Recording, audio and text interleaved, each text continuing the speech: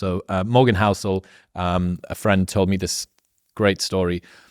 He is an investor. He's got a fund. He's an author. He's got a family. He's got all of these things. Yeah. They plan to go away on holiday.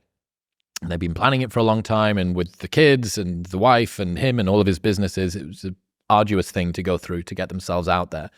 And finally, they get there after the journey and the plane and the children and the crying and all of the rest of it. And he walks out on the balcony on the first night of this holiday that they've planned for forever. And his first thought to himself was, wouldn't it be great if we came back here next year? It would be so great if we could come back here next year. So literally during the supposed enjoyment of the destination, he was already thinking about the journey.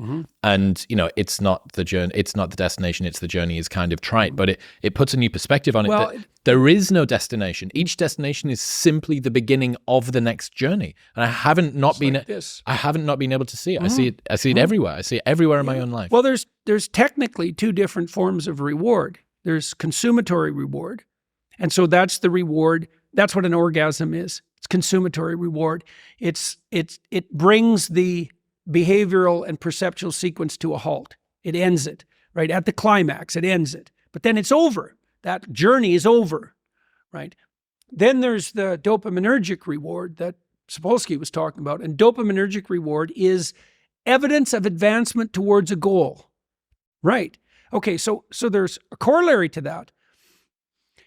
Well, how do you become optimally engaged? Because dopamine facilitates engagement and focus, which is why drugs like amphetamines can be used for kids who are attention deficit disordered.